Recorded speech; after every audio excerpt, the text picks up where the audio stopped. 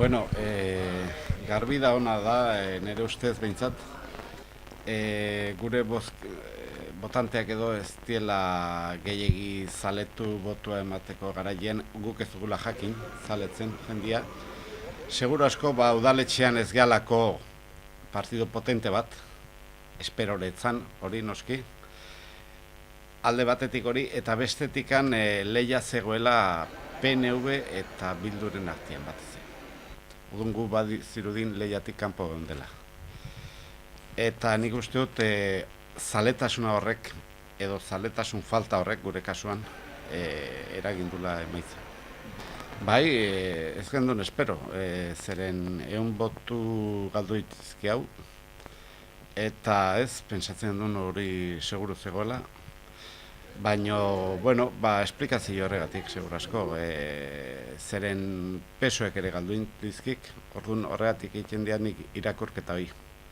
Badirudi nazionalistak ez gehanok, eta daukagun indarren gatik udaletxean ez zula alako interesik, eta beste aldez, baldiz PNV eta Bildun artean hor zegoen lehia, eta horre erakutsi dute bozkatzea agertu da jendea, eta gaina bozketa potente izan da. 12 botun gora beran zegoen hoi. Gila esanik sorpresa eraman nun, zeren ni nengoen kolegioan izaskunen, igoera txiki bat izan gendun, 8 boturen igoera izan gendun, eta nik pentsatzen nun hori bestetan ere eman gozala. Ez dukala gertatu. Boto gutxien arteko zean, normala dia gauza hauek.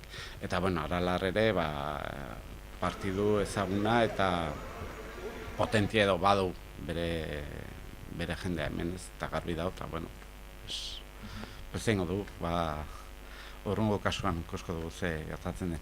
Egia da, gure kasuan, eta hori oso importantia da, eta denak jakingo dute, lan egitea oso zaila zaigu guri. Zeren bildur asko dago, gugana arrimatzen jendia oso zaila da, ez da arrimatzen.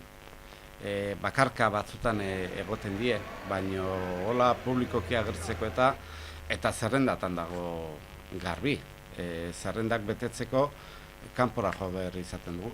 Beraz, baldintza horietan lan egitea oso zaila da.